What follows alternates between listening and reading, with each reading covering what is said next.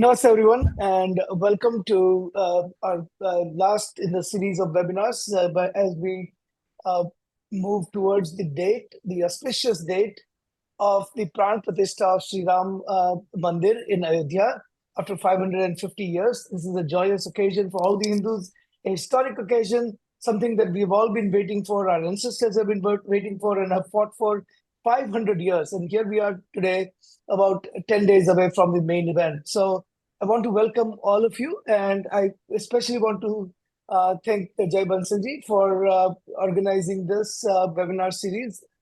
I want to take a moment to introduce some of the uh,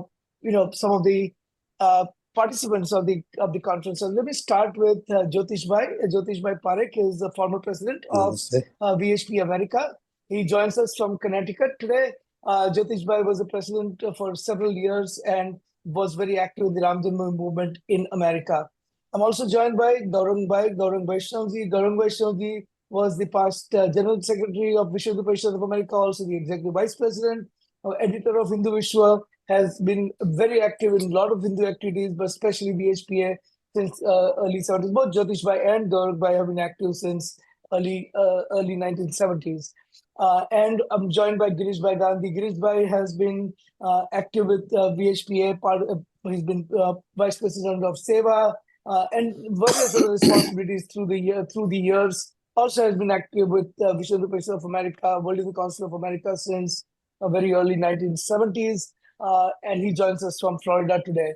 Also joining us in this particular call is Amitabh Mittalji. Amitabhji is now the General Secretary of VHP America. And it's a really interesting webinar today. Our goal in this today's webinar is to really, project the role or go over the historic role that VHP America has played in the Ramjan movement. Now, of course, we cannot compare the role that we have played to the sacrifices that people in Bharat have made, including the Kothari brothers who gave their lives, and of course, starting with Mani Ashok Sinhalji, who is no longer with us, but he pioneered the entire movement, started right from the right from the conception of the movement to all the way till till the very end, till he passed away a few years ago. But within the American context, we've done VHP America did the Jagran, the mobilization, and the propagation of this thought that Hindus, after 500 years, 550 years, need a civilization building movement, a civilizational movement, and that is Ram Janmabhoomi movement. I want to start with a book, excerpt from a book. It's a little bit longer excerpt, but you'll see why I'm reading this, because this is an excerpt that will set the stage for the historic role that VHP America has played. And I don't know how many of you have actually seen this book. Book is called Tipping Point: A Short Political History of India. It's written by Anuradha Callahan. And this book starts with the history of VHP America. And on one of the pages, it starts with history of VHP America and says, through the 1970s, domestically and internationally, VHP had raised very same issue: conversion from Hinduism to other religion, preservation of temples in the lands, use of Hindi and Sanskrit, and cow protection. It started various organizations. They talk about, she talks about Varnavasi Kalyana Ashram and orphanages, clinics, etc. And then it says, by mid-1980s, it initiated a more intense domestic mass-based political religious action plan. Recalling its development, Anderson and Damle also said that in 1984, VHP held a rally in Madison Square Garden. So VHP America actually held a rally, but there's a VHP held a rally in Madison Square Garden and announced its intention to aggressively propagate Hindutva as a spiritually based universal ideology.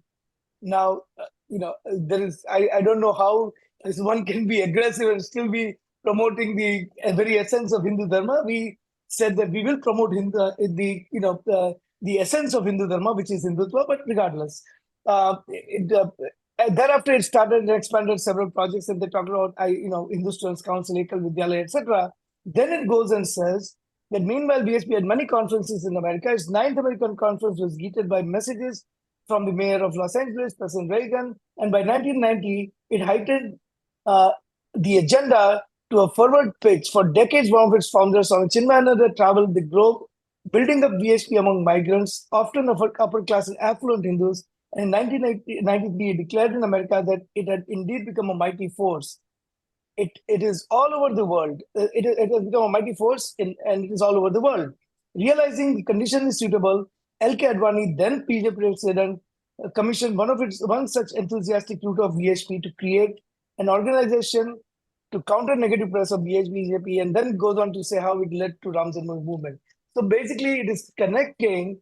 In Gaurav, I'll start with you. It is connecting Madison Square Garden, participation of Swami Chinmayanand to Ram Janma movement. Your thoughts?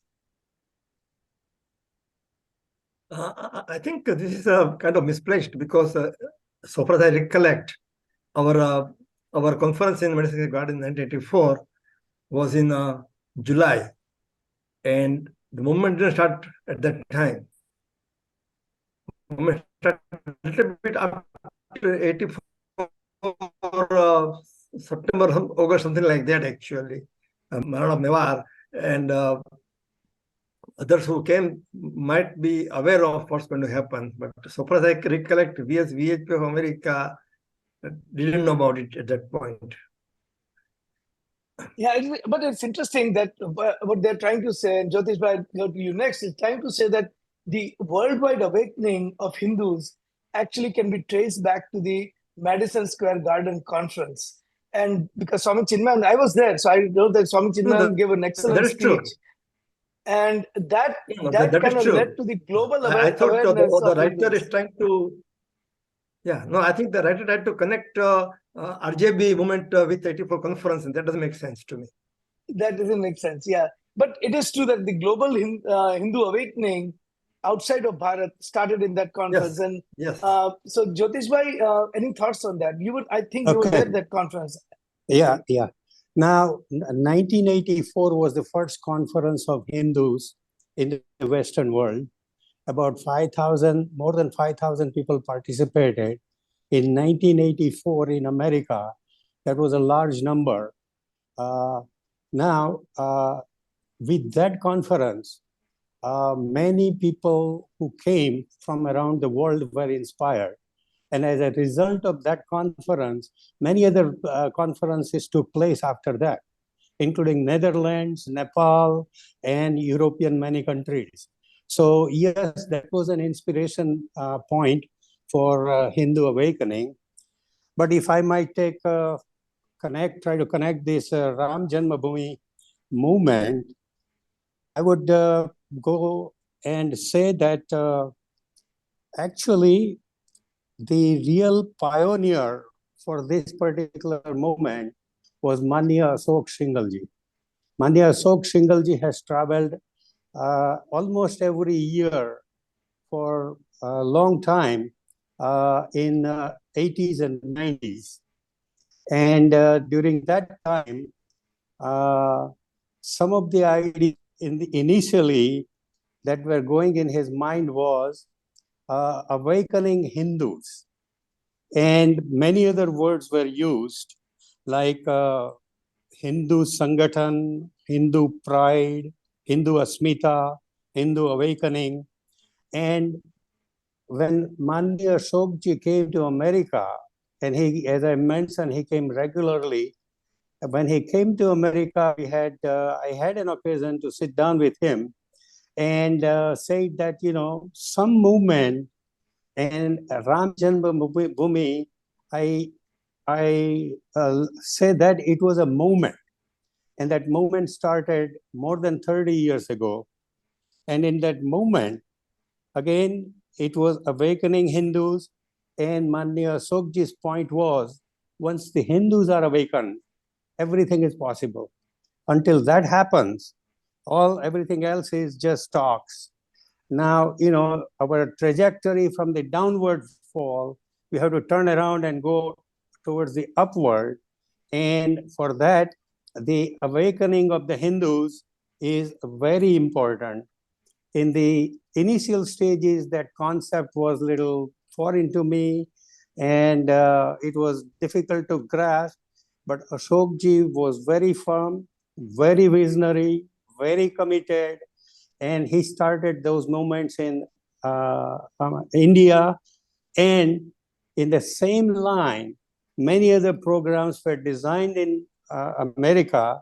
And Gaurang Bhai, I think, has a plan to go a little later on how many different programs Vishwa Hindu Parishad of America undertook during those few decades. And so Manya Ashokji's this vision and firm commitment initially was not very well accepted, but later on it gathered momentum. Programs were held in various cities, and even from America, we sent bricks to be used for the construction of Ram Temple. So it was an overall kind of involvement by the society, by the Hindu community, including the communities abroad. And after that, some of the other organizations, including BJP, also recognized the strength behind this particular movement. And then, BJP's Manya Advaniji's Rath Yatra, and behind that was Manya Narendra Modi. All those things, sort of supplemented to those ideas. And whatever Ashokji's vision was, that ultimately awakening of the Hindus will lead to the growth of India, making Hindus powerful, and making the Bharat as the Dharma Guru. So I give lots of credit to Manya Ashokji, who spearheaded this movement. And he had the vision, he had the conviction, he has the courage. And the courage part, we all know that when the Babri structure was demolished, he was protecting all the Karsevaks, so they don't get the bullets, even though, as Ajayji mentioned, a couple of them got the bullets and they sacrificed their life into that. So in short, I would stop over here, that this particular movement has awakened Hindus. The critical mass has reached, as the tipping point was mentioned in the book.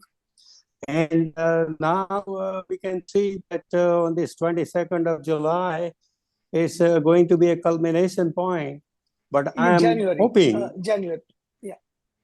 oh, 22nd January, it's going to be the inauguration of the temple, and the movement should not stop there, because the Hindus are awakened, they are getting more powerful, and this is just the beginning, and this is just the tip of the iceberg. And I'll stop over there so others can share Thank you, and Jyotish talk bhai. about some of the program. Sure. So just Girish bhai, if you can chime in, because you've been associated with not just VHP but also with Ram Mandir movement. You have done a lot of activities in Bharat as well.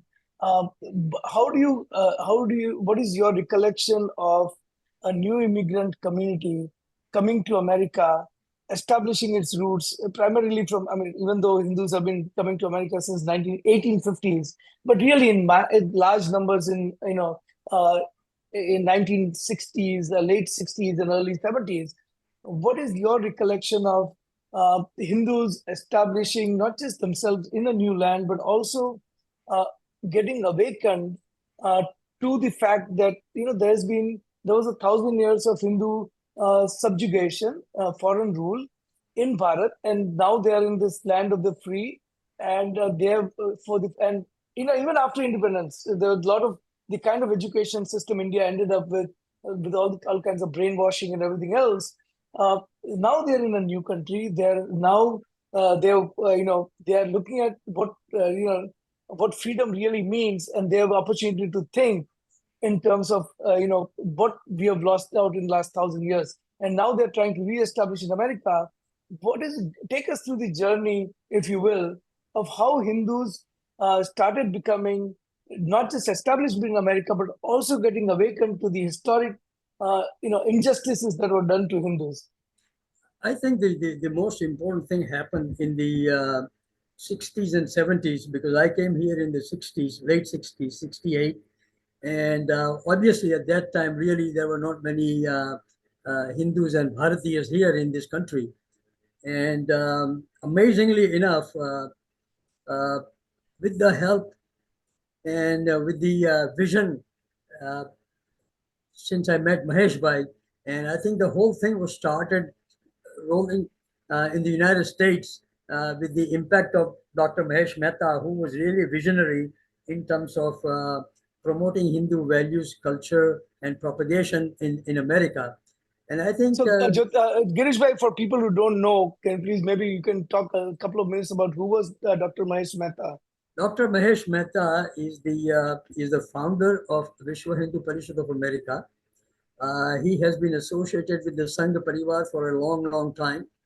Uh, he has passed away, but his legacy started in especially Ahmedabad, Gujarat, or Karnavati, I should say. And he was actually one of my mentors when I was a kid. I used to attend his shakha in Khadia, Gujarat, which is a small place, small district in Ahmedabad, and that's where he was running the shakha. And he was traveling all around Bharat and villages in Gujarat in establishing shakhas.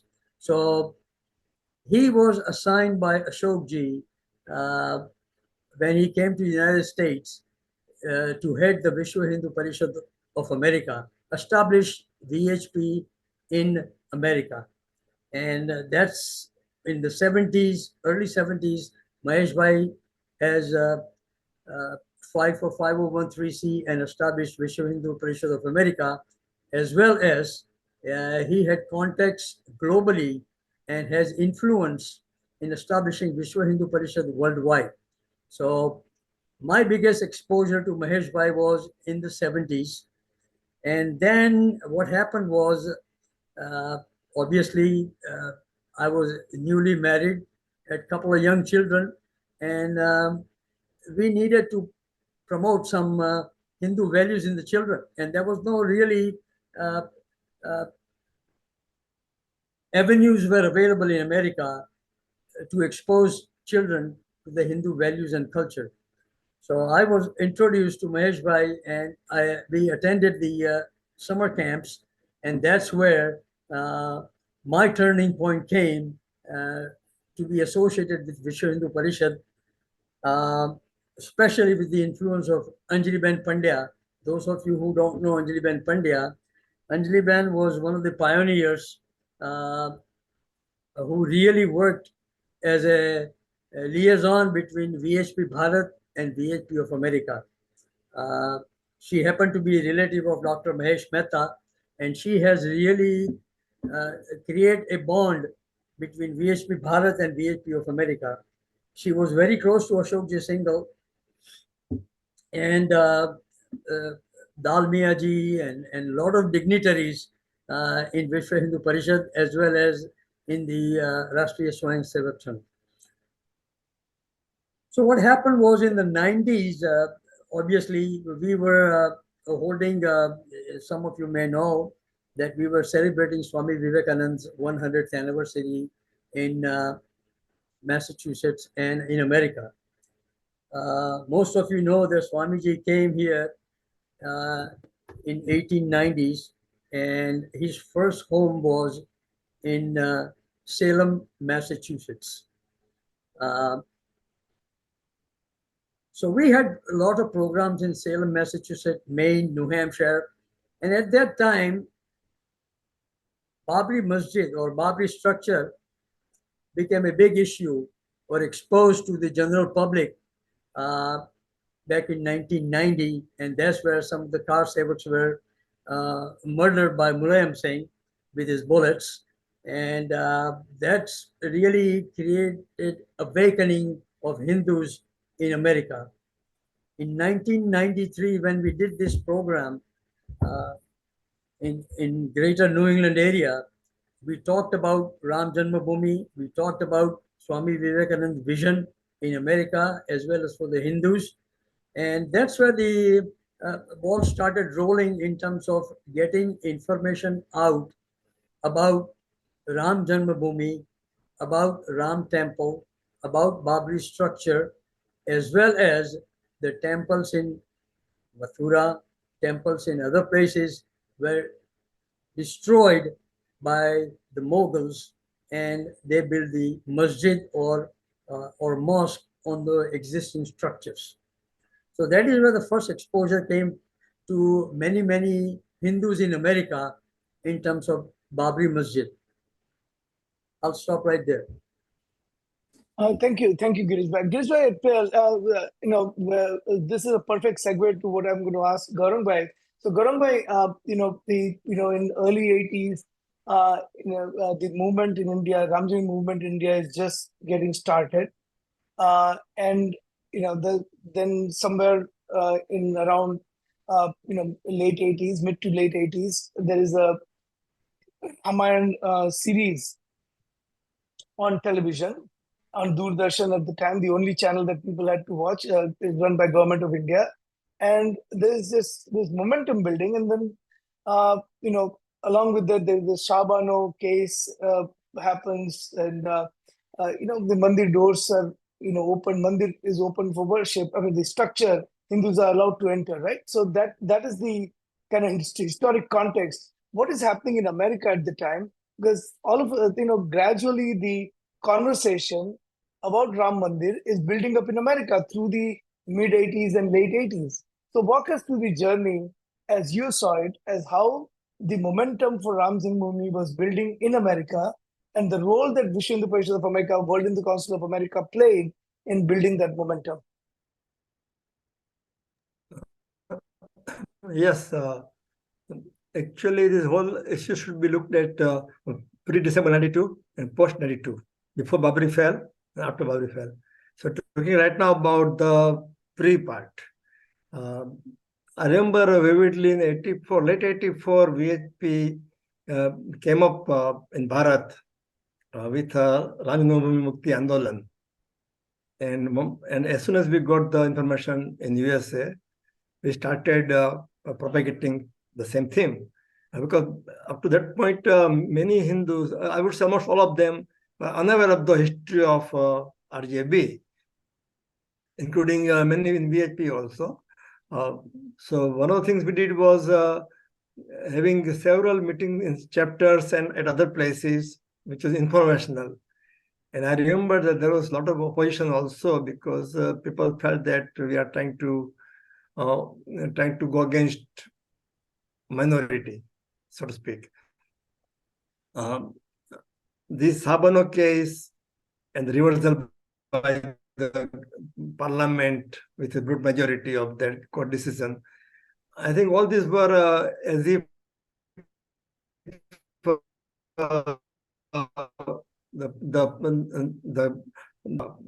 Hindu revival, really, because slowly Hindu started feeling the pinch. It started actually way back in 75, 76 when Mrs. Gandhi had emergency imposed upon the country and jailed all the opponents. But Sabado case definitely made a big dent in the sleeping mind of Hindus that this is not right.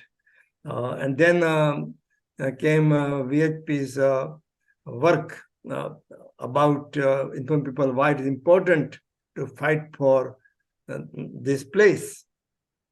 And for years after that also, the strong opposition from certain lobbies claiming that we shouldn't have bloodshed for a piece of land.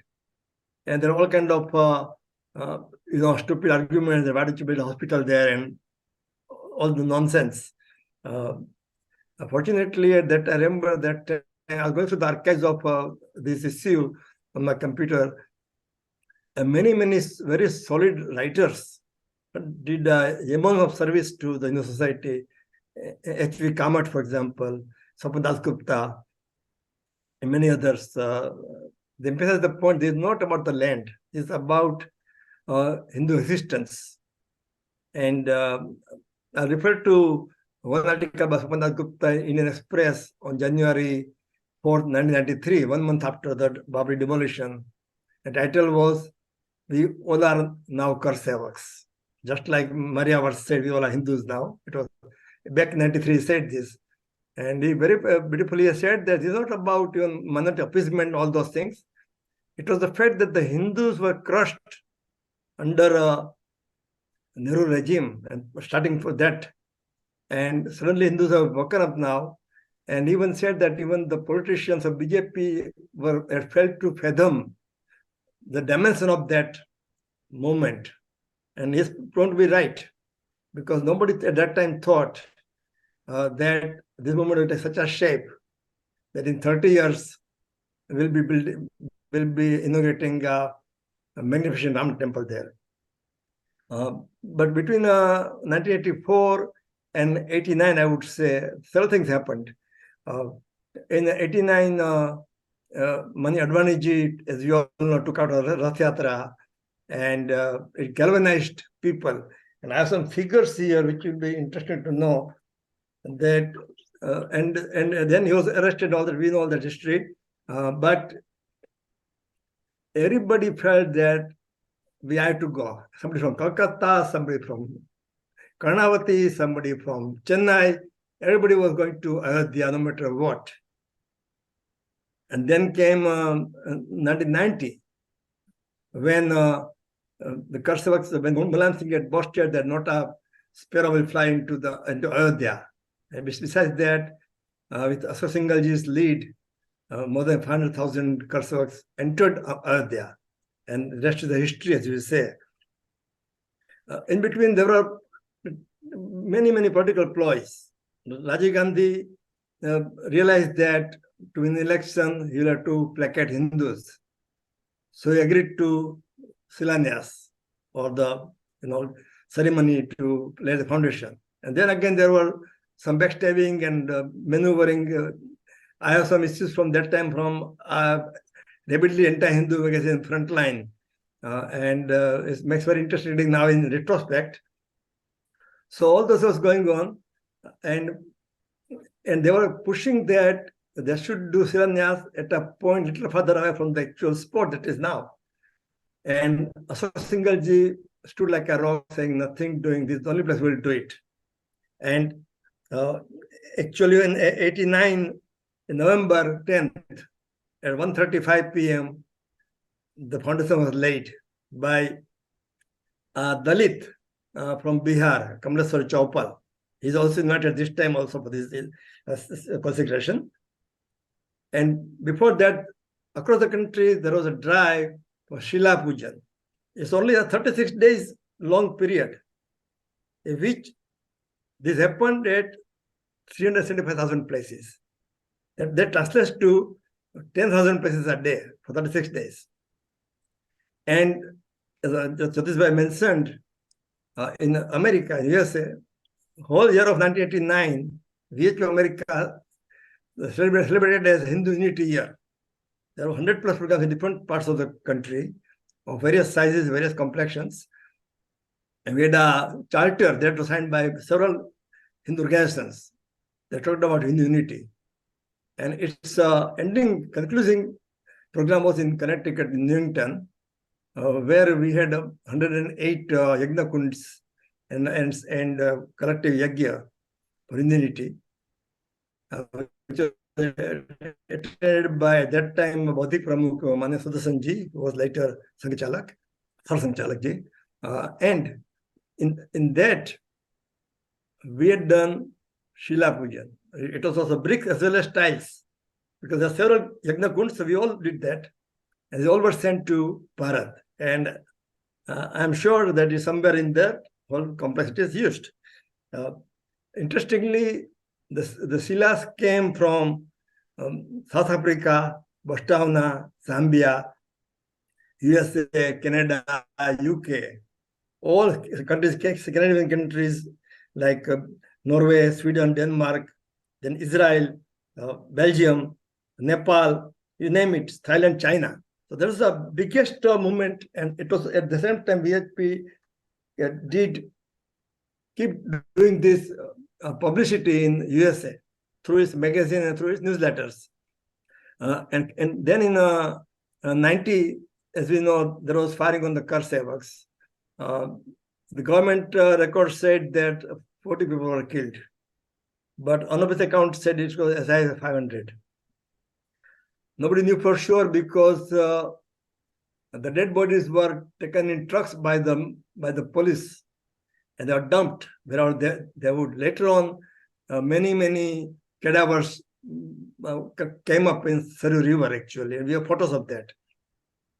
That time we published, and you mentioned Kothari brothers. For those who may not be aware of it, two young brothers, 19 and 21 years of age, from Kolkata, from business family, had come to the Karsava. And if you visited Ayodhya at that time, I don't know now, there is a very narrow street going from Hanuman Gadi to the Ram Janmabhoomi place. And it was teeming with thousands of volunteers, Karsavaks.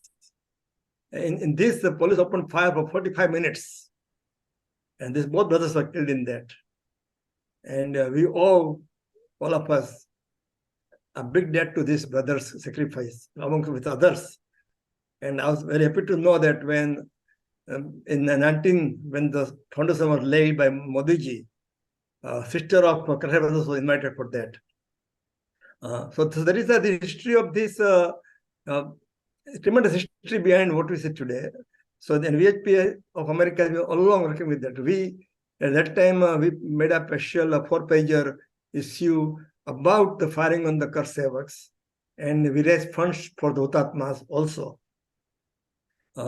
As well as that time, before 92, we had special issues of Hindudvesha dedicated to Ayodhya movement. I'll stop there. There's more to say, but this is pre-December 1992. No, this is a very fascinating history because I remember, Garang Bhai, as you all would probably remember, and I go back to the question I raised earlier. I distinctly remember Shah Banu case verdict coming out somewhere around 1985, and there was already and then the Indian Parliament went and changed the constitution to appease the Muslim community, and then in order to compensate for that, they opened the doors to Ram Janmabhoomi. Yes. But at the same time, in 1987 was a pivotal movement because, and we kind of relived it during the COVID era where Ramanand Sagar's Ramayana was broadcast throughout India, and I was referring to that. And I think there was such a pivotal movement because not only it was the families would get together and watch Ramayana every time it was broadcast all over India.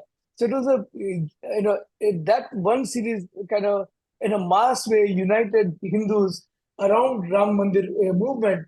And I remember at that time, we obviously didn't have internet in this form that we see today, and there was certainly no video streaming. And as new episodes, people would go and scramble to get the video cassettes for Ramanand Sagar's show. And even video cassettes were not as prevalent as they're today. So I saw how the momentum was building in America as well as the Ram Mandir movement was taking hold in Bharat. So and then it's very interesting because there was the same time in America Hindu mandirs were coming up. So if you really look at it, there was on one end all these activities are going on around Sri Ram. On the other end, the Hindus are getting established. Hindu mandirs are coming up in America. As Girish Bhai mentioned, all these summer camps and Bal Vihars, all that are starting. And the story of Bhagwan Ram is being told.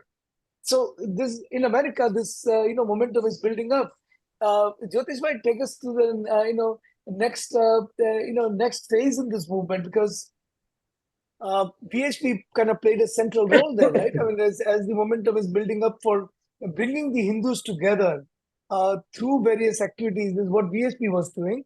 And then we started looking at, and one more thing I clearly recall, and it almost sounds humorous today, but those people were saying that there's no evidence that Sri Ram existed. We don't ask this question to any other faith, but that was the question that was always asked of Hindus. That this is all mythology. This is a myth. Sri Ram's existence has never been proved. Go and prove that Sri Ram existed. And we were facing those questions on college campuses as Hindu Students Council and in our community as VHP America. So this is the time where Hindu students would come to us and say, we want to learn more about Hindu Dharma, because they were facing these questions in late 80s, in 87, 80, 85, 87, 88, 89. The students were asking that, what do I tell my classmates? They're looking at this in the news, or they're asking me a lot of questions about Hindu Dharma I don't have answers to. So all of these things are kind of going on at the same time. And I mean, I read this article in Milli Gazette, which is absolutely, insulting if you look at it from today's perspective, questioning the existence of Bhagwan Ram. There were articles written, as someone mentioned here, that, build a hospital, build a park. Well, we're not saying that build a park in Vatican or build a park in Mecca, and there's place for park, but there's an auspicious site, sacred site.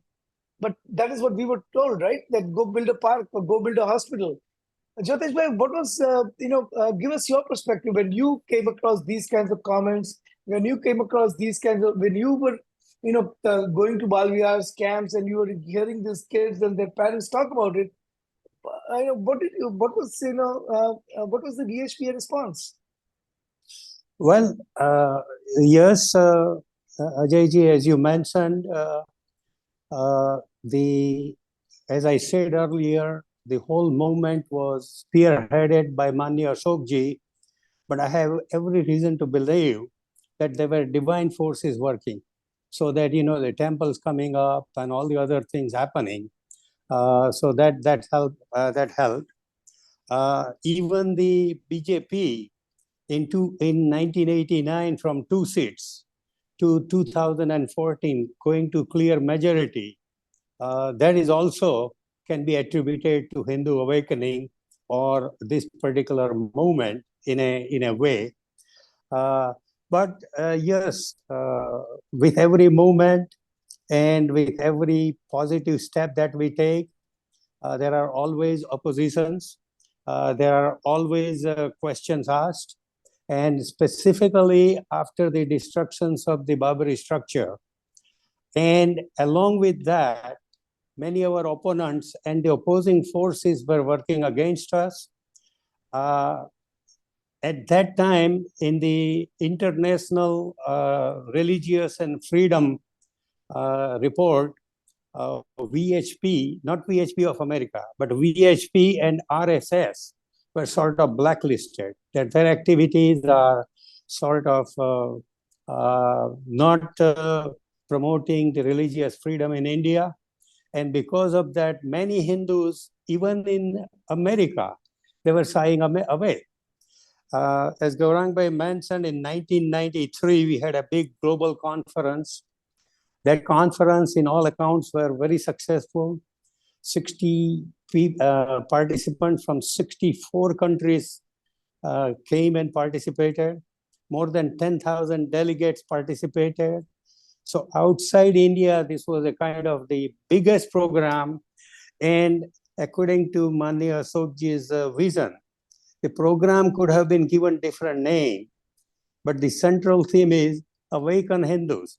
So this was a big inspiration around the world. And I have heard many adhikaris from Bharat also saying that your kind of initiative and your lead in America inspired many of us in India also, and many centers and many organizations got inspiration. Something coming from America has a value, and that really helped in gaining the momentum in India. That is what I had been told. So in 93's conference, there were several opposition, and any kind of positive work, there are always going to be obstructions, opposition. And in that conference, we have reason to believe that government of India at that time has passed on some word against Vishwa Hindu Parishad of America, HSS and other organizations, because the artists for our cultural program were given the visa, but their troops, like the musicians, were not given the visa. These are the same artists and same musicians in the past have traveled so many times to America to give programs, and they were denied the visa. so many delegates who wanted to come and participate, they were denied the visa. And the International Religious Freedom Report, it made many Hindus who were sort of timid and shying away go on the sideline. As a result, it was a testing time for Vishwa Hindu Parishad of America also. In 1993, our budget was about $1.5 million. And because of all the obstructions and people not given visa and many other oppositions being raised by our own Hindu community, we ran into a big deficit also. But the Vishwa Hindu Parishad of America workers, they stood very firm. Their commitment and dedication was unparalleled. They took the program through a great success, and that really inspired people in America. So yes, especially after the destructions of Babri structure and the real big campaign by our opponents, spending a very massive amount of money to defame the Hindu movement, there were lots of oppositions. But the commitment and dedications of our workers passed the real exam. We went forward and we were instrument in giving inspiration and great momentum to Bharat as well as the rest of the other world. I would That's so stop true, over Jyotish there. bhai. Yeah, no, that is, you laid really good. I mean, what you said makes, brings back all the memories of 1993. I was just thinking that I was, we also had a simultaneous global youth conference during the same meeting, and we had over 2,000 students. Now, in 1993, Yeah. to gather 2,000 Hindu students, I think it was closer to 2,500, but regardless, it is a large number for that time in Washington, D.C. And I remember on the last day, I'm not a conspiracy theorist by any means, but I remember on the last day, the day before the last day, when all the refrigerators failed. And now it's very interesting that every refrigerator that stored the food will fail simultaneously. And, all the food would rot. When you said that there's probably government of India or someone working, we actually talked about it within Hindustan Council and the other among our friends that this is not this is not a daily occurrence that you have a major event in the food and all the freezers fail simultaneously. And BHP America, took the consequences, the adverse consequences of that. But we take adversities as they come and we face them and we come out of that. Jyotish bhai, Girish bhai, coming back to you. So 1993 was in some ways a very significant year for Vishwa Hindu Parishad of America, for VHP America, for the Hindu community globally, as Jyotish bhai mentioned. It was also in many ways. If you think about the evolution of VHPA, it was also in some ways an inflection point. It was, you may call it, probably the best of times and yet the most challenging of times, right? Because we were at our peak in some ways. We gathered 12,000, 13,000 people, total students plus non-students combined in Washington, D.C. I don't think there's ever been an event in DC just committed to Hindu cause at that scale, even to this day, when the Hindu population has almost grown 5-6-fold since that time, and yet because of all the adverse publicity that came, Ram Mandir, people started our opponents on the left, our opponents in the other communities, they started, they now we became the target, right? So the attacks were coming from all sides.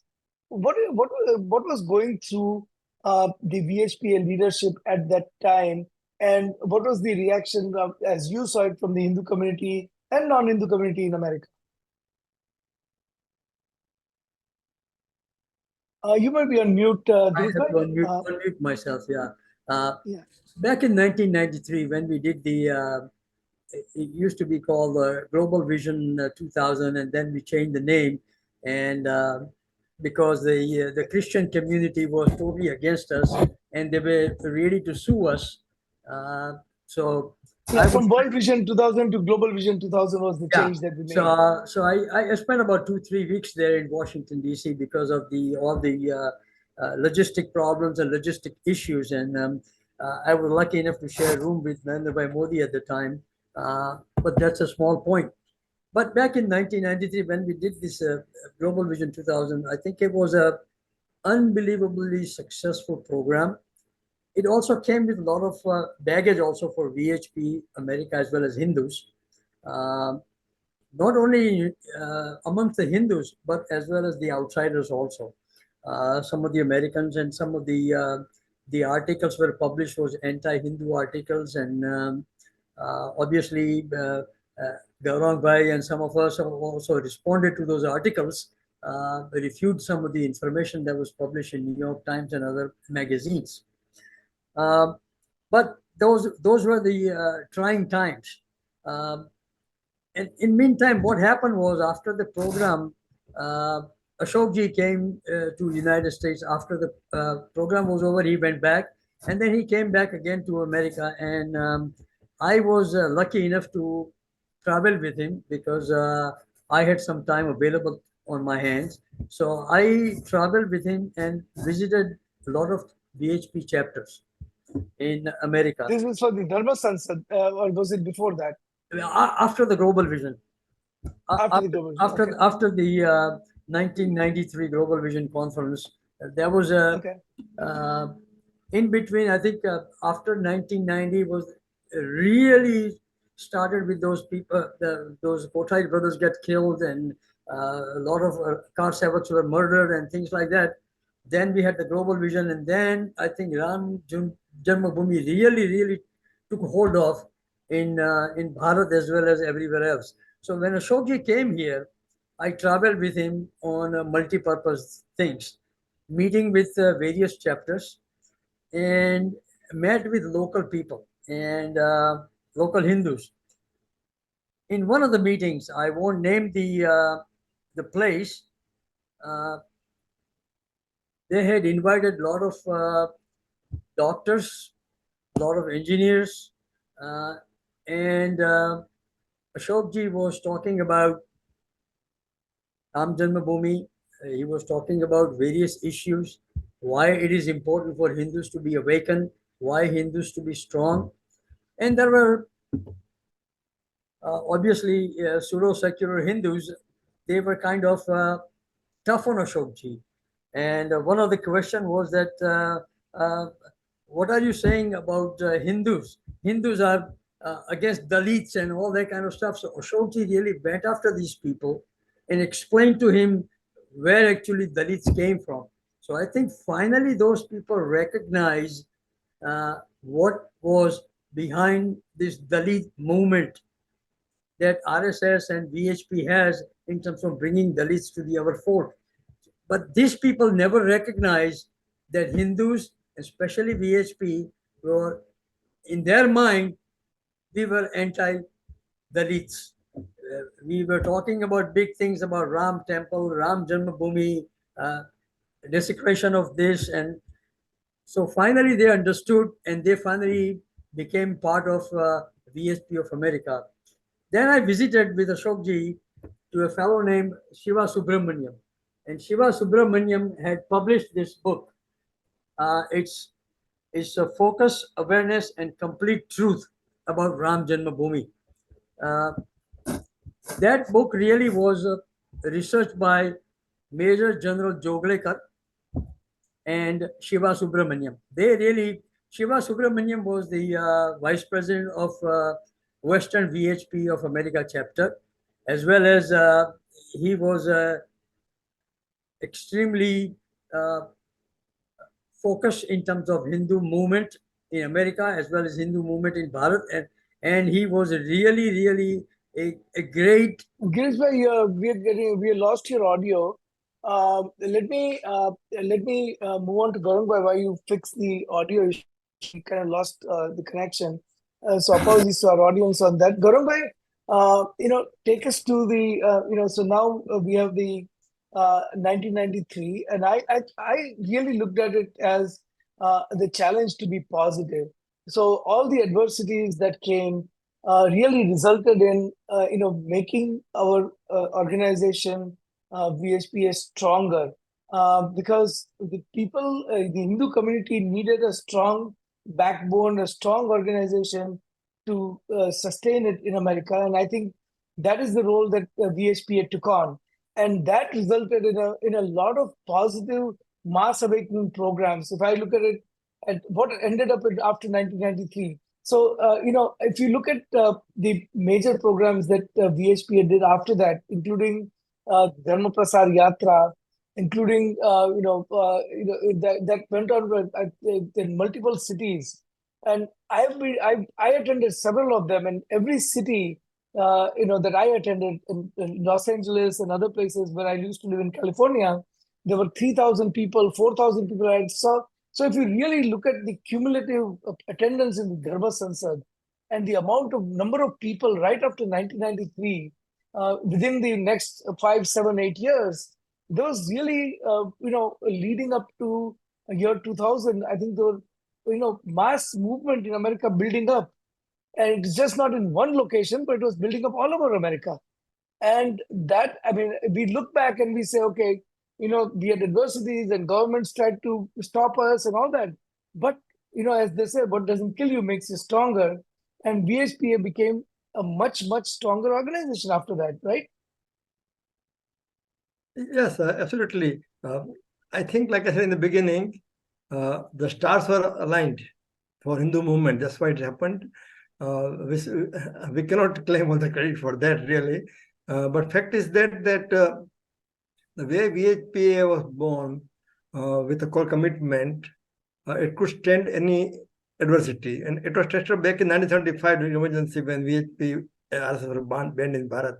So with that, I think metal, I remember going back that after December 692, when the Babri fell, within 1 week, a core team of 35 people was convened a meeting in Washington, D.C. People came from California, from Houston, from Boston. There was a common commitment.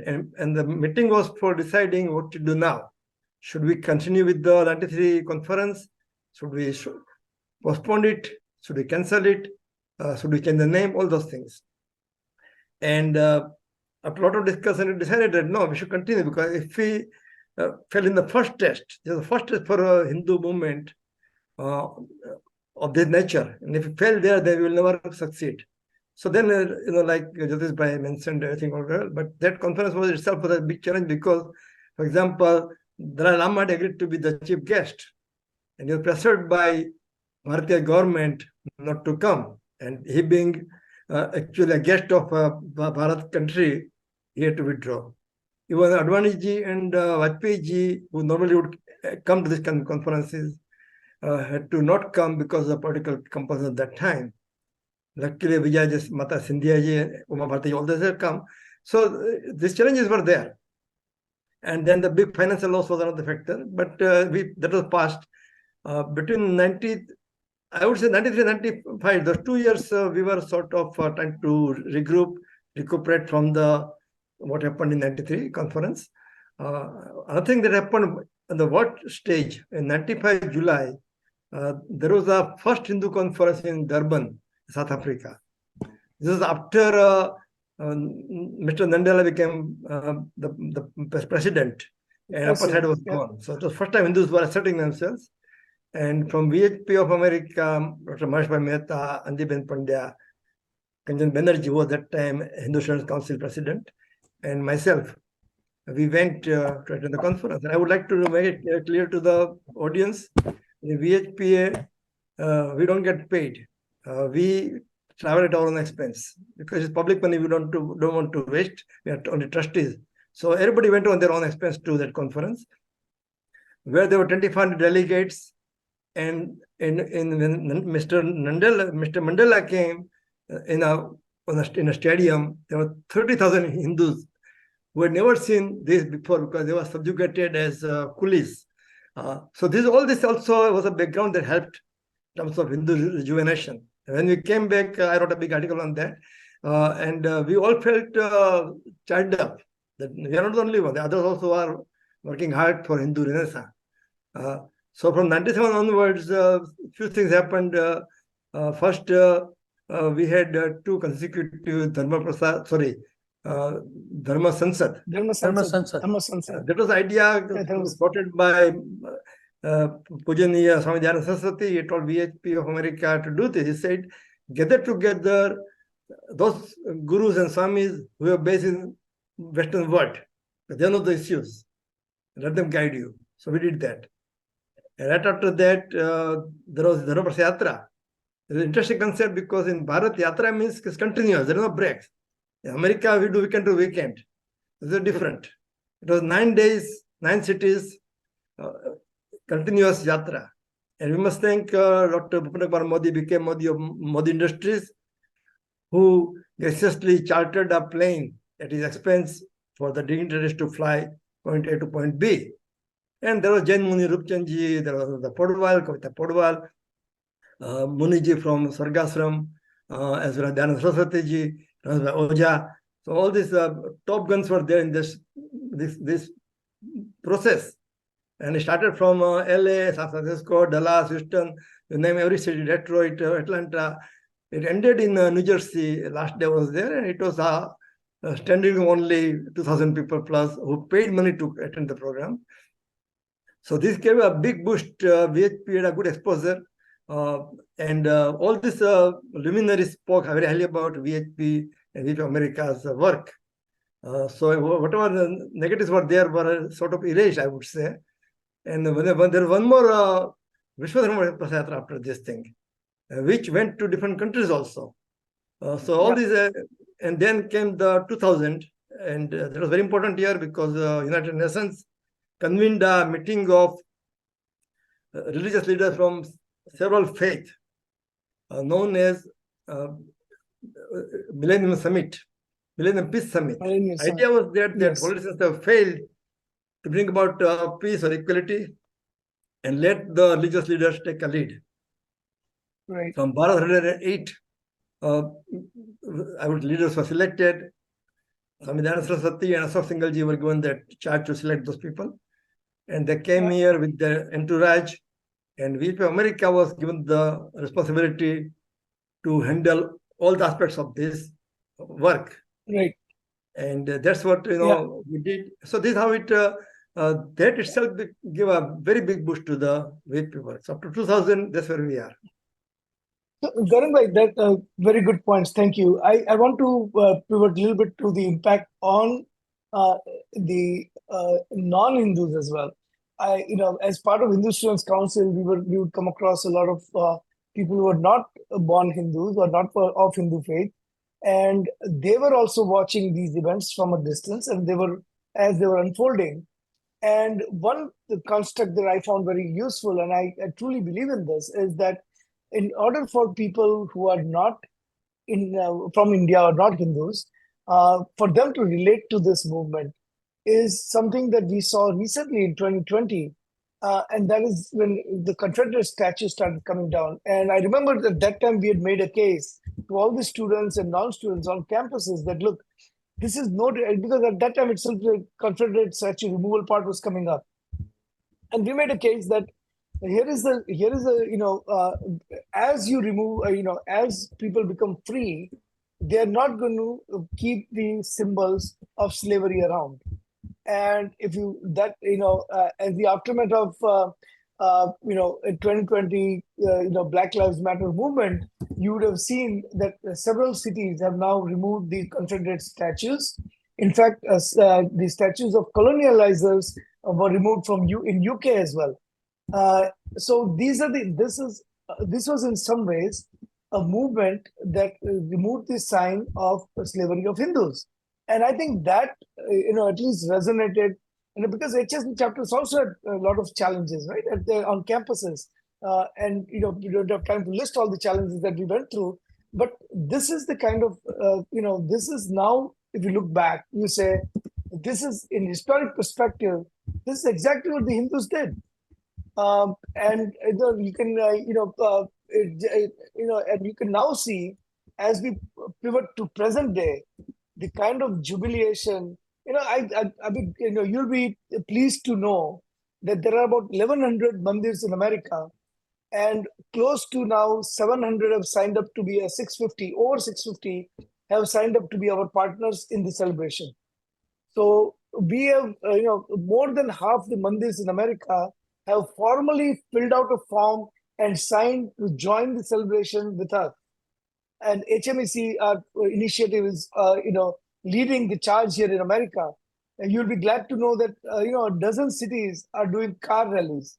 We are putting up banners all over America, and Amitabh ji is here. Maybe Amitabh ji can, chime in and say all the activities that are going on in America as we celebrate. We have the Rama Around the World exhibition. Amitabh ji, why don't you talk about all the activities that are currently going on, and then I'll go around to the panelists from the advisory board of VHP to get a final comment from them.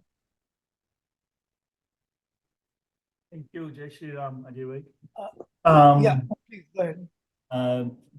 Thank you, all the panelists. And there is so much going on. It is very difficult to put it in the next 1 minute, 2 minutes that I have to put it in.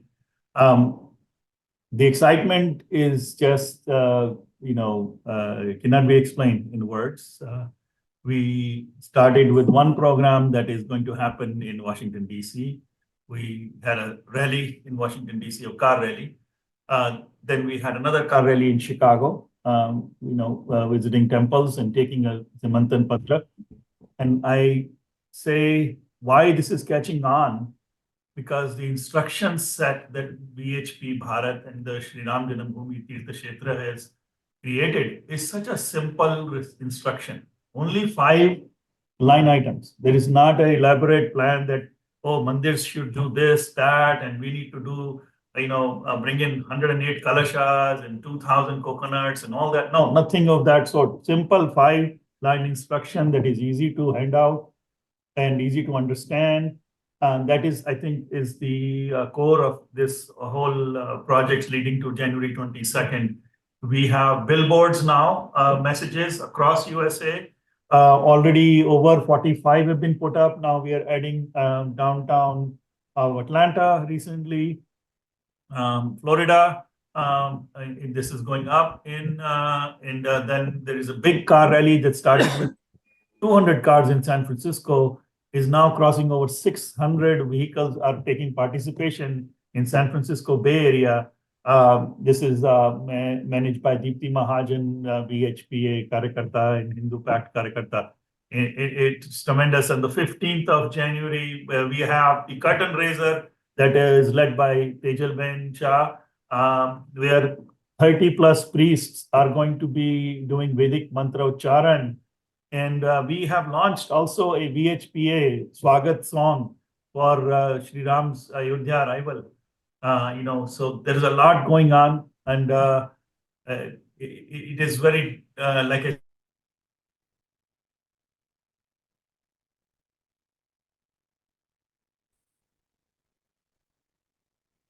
You are muted. Yeah, Amitabh ji, you went mute. Okay, sorry. The temperature is -5 degrees tomorrow, but we have again 40 plus cars have signed up to go on a car rally tomorrow in Chicago's temples that were not covered in the previous rally. So this is a moment that 25 generations have waited, 495 years, 25 generations. We are so fortunate to witness this. We are so fortunate to be contributing even a moment to this. So the excitement level and the work that I'm hearing Jyotish Bhai, Gaurav Bhai, Girish Bhai, our elders have done, have brought us to this point. And we are so thankful for their consistent work, their consistency this whole movement is an example for world, how a peaceful community, the Hindu community is. Having a full majority in a country, there was no violence to take over this land. There was no violence to build the temple. I mean, what point where you have 80% population, 90% population which goes through the court system, which goes through all the pressure, which gets vilified by the entire world media for being extremists, of asking their own place back, a birthplace, I think, of a revered entity, Sri Ram. And this is again, I'm going to keep going on and on. So the limit. Yeah, so in interest of time, Amitabhji, I'm so glad that we are, that we, it is happening. This Mandir is coming up in our lifetime. This is incredible, incredible blessing in many ways that that we are living to see this. Girishbhai, I'll start with you. Any final thoughts, closing thoughts from you?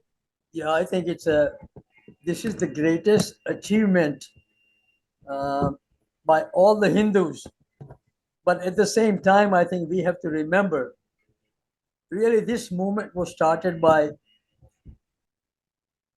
I wouldn't say a single person, but with the focused personality of Sri Mandir Ashokji Singhal. This is entirely focused from the perspective of Vishwa Hindu Parishad. And this is one of the reasons why VHP of America is associated with VHP Bharat, that we really, without Ashokji and without the movement of Ram Janmabhoomi, I don't think we will ever have had a temple built in the same place. So this is probably, it is a little too late, but at the same time, I think with sacrifices from Ashokji and the people in that era really has helped Vishwa Hindu Parishad of America as well as Vishwa Hindu Parishad in Bharat as well as all the Hindus. So I think something we should take from this thing and try to make Vishwa Hindu Parishad of America as a forward moving organization and create some younger generation to join Vishwa Hindu Parishad of America, and we should provide them the information why they should join VHP of America. Thank you. Thank you, Girishbhai. Jyotishbhai? Yeah.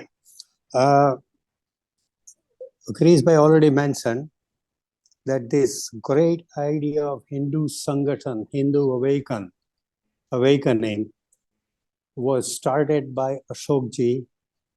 It has already been mentioned, but I'm going to repeat it because it is very important that other leaders were still thinking around while Mandir Ashokji spearheaded it. He was convinced and he knew that in his vision, this is how it could be successful. So all this could go to Mandir Ashokji. He did his work and he passed along. I wish he would have been here during the inauguration of the temple, but as the time is, he did his work, and it's bringing the fruits to the entire Hindu community. Any kind of awakening, any kind of gaining power has oppositions. The Congress and the other parties knew that if the Hindus are awakened, then they're going to lose their power. And for that reason, they tried their level best. They put the money, the power, fear, and anything they tried to do to suppress the movement. But the commitment and the dedications of these Karyakartas in Bharat as well as America was so strong that nothing worked. And every time there are more hurdles, there are more obstructions. Even Vishwa Hindu Parishad of America came out stronger. 1993 program we already mentioned. VHP of America could have just declared bankruptcy and not paid the creditors. But even after the program was over, whatever deficit was there, creditors were paid in full by raising the donations and by contributions by many of their own karyakartas. Seeing all those things and the dedication of the workers, the rest of the community, Hindu diaspora also turned around, and that helped the movement further. Thank Jai you, Shri Jyotish Ram. Bhai. Gaurang Bhai? Jai Shri Ram. Gaurang Bhai? Jai Shri Ram. I'm going to, go back and not crow, but back in 91 July, I went to Ayodhya after the 90 firing to witness and also to interview people. And I met a poor village man who had lost one eye and part of his nose in the firing. And I asked him whether he was taken care of by the government. He said, no, but VHP took care of my finances. I said, now what? He said, I will do it again. And that time I wrote in my article, Hindudvesha, I said that it's not a question of if, it's a question of when. I'm convinced after this visit that temple will be built. So I feel definitely very, very joyful that what I that time said is coming true. Also, after Babri demolition, RSS, VHP, and Bajrang Dal were banned. And that time, India West interviewed me, and I said this thing to them that the development will bring only make the organization stronger, and this will be the downfall of Congress culture. At the end of the day, Hindus and moderate Muslims will come together, and these divisive policies will come to an end. And today we see that.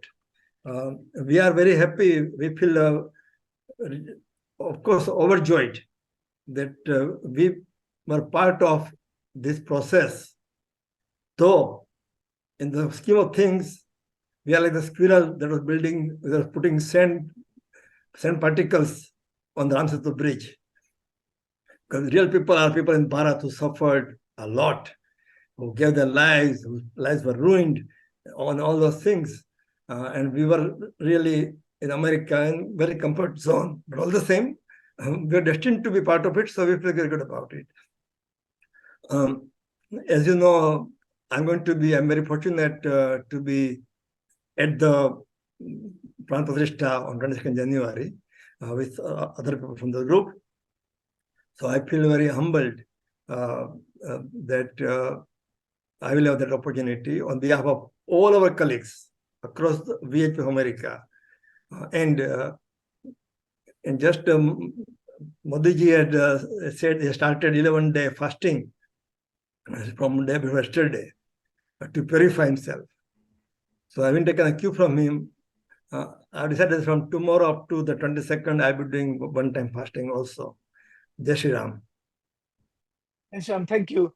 We have a special treat at the end of the program, so I would request everyone to kind of just stay tuned. I just end with a couple of thoughts that I have, and hopefully that resonate with not just our panelists, but also the audience that is listening to this. We always say that, Sangha Shakti Kali Yuge. We have a song that says, Sangathan mein Shakti hai. Global Hindu community, all organizations separate, there's, legally all separate, functionally all separate. That some of them have named Vishwa Hindu Parishad of whatever, some of them may have Hindu Council, some may have Hindu Swayamsevak, and some may have some Mandir behind it, some may have Gurukulam as the name, someone may have mission in the name, some may have academy in the name. All of them came together to just not make the Ram Mandir happen, but also now coming together to celebrate this. This is the power of Shakti, and what we overcame points to the other fact that you can subjugate a community for 1,000 years. I don't know how many communities, how many communities can survive that kind of subjugation that we went through. Tens of millions of people were killed in the foreign invasions of India. Some estimates say 80 million people were killed. So you can imagine that the genocide that happened to the Jews was 6 million. We are talking about 80 million through the centuries. And yet, after all that, we didn't only survive, but we thrived. We not only thrived, we took back what rightfully belongs to us. And we have always said that this is just one mandir that we are talking about, but it's not just one mandir. There are other symbols of subjugation that still stand.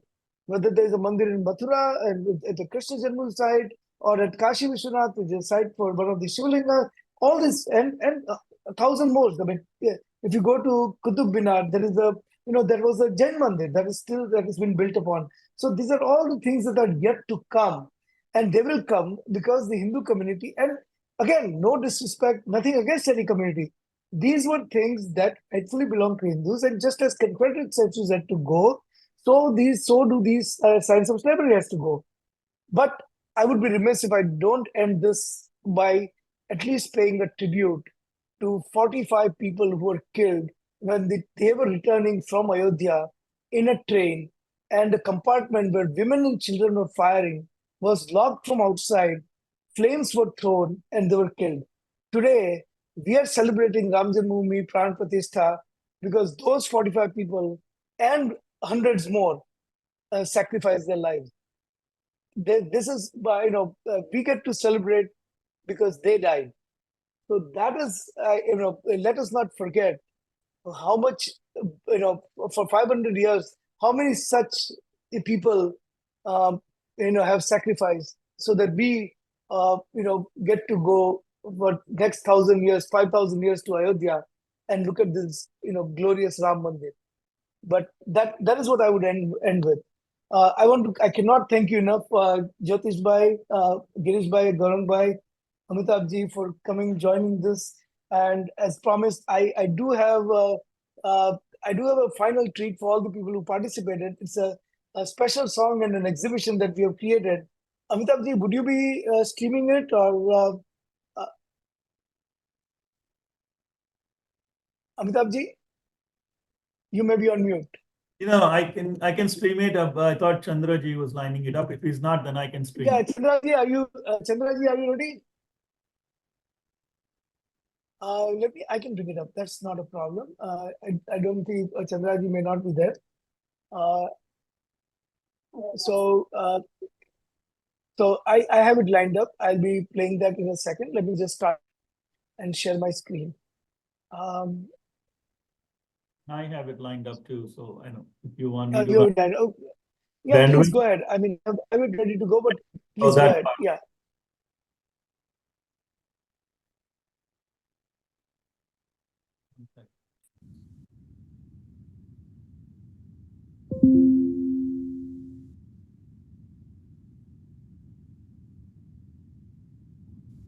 On the auspicious occasion of the inauguration of Sri Ram Mandir in Ayodhya, World Hindu Council of America, VHPA, proudly presents Ramayana Around the World.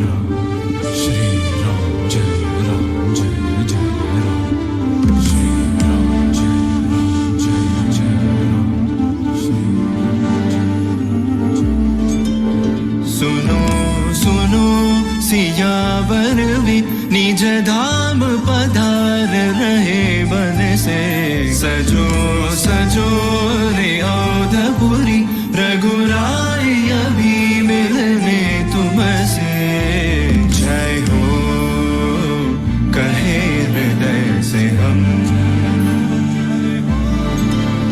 सुनो सुनो सियावर में निज धाम पधार रहे बन से सजो सजो रे अवधपुरी रघुराई अभी मिलने तुमसे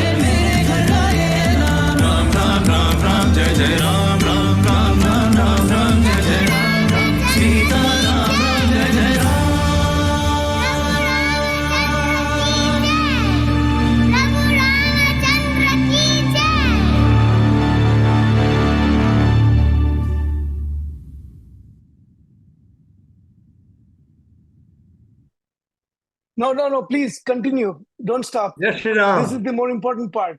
Okay. Yes. Am I sharing my screen? No, hold on. No, you're not. Yeah, you cut out at the right time.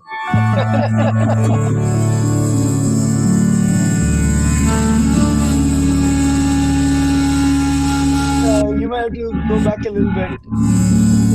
We don't see the screen yet.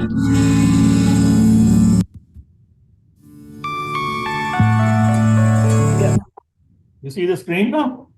Yes. yeah, go ahead. Yeah, please continue.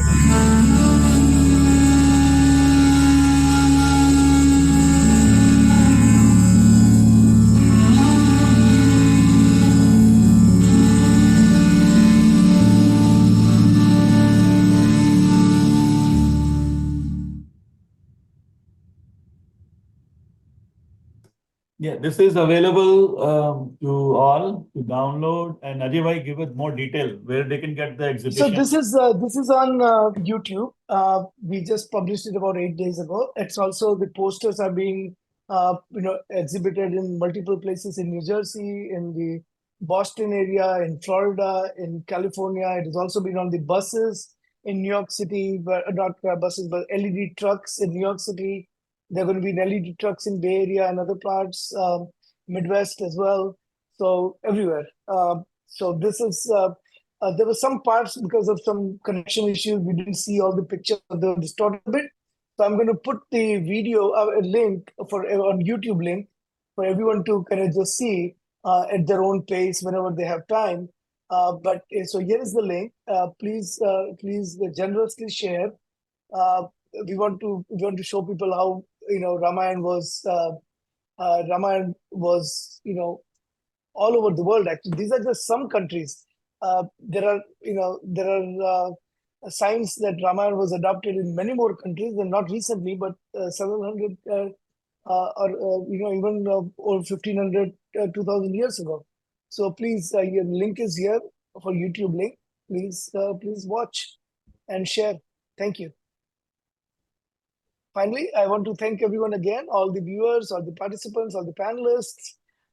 If there are any questions, please keep posting. We'll copy we'll try to answer them offline. Amitabh ji, anything that we need to answer online, or everything is you answer? You've been doing a great job in answering all the questions. I don't know if there's anything that we need to answer here. Otherwise, we're a little bit over time, so we can just kind of close the webinar now.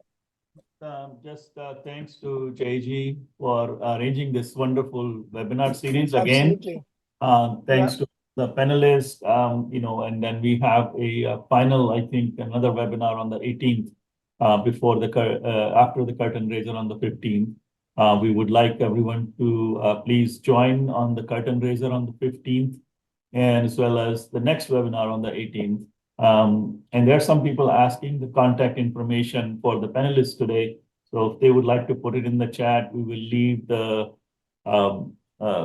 chat open after we stop the recording. But if you can, if the panelists don't mind sharing their contact information with the attendees, they can put it in the chat. If not, the attendees can reach out to us individually.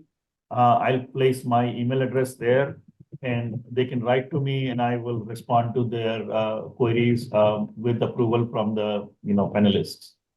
Then that is all we have for now. Thank you. Thank you. Jai Shri Ram. Jai Shri Ram. Thank you. Thank you. Jai Jai Shri Shri Ram. Ram. Jai Shri Ram. Jai Shri Ram.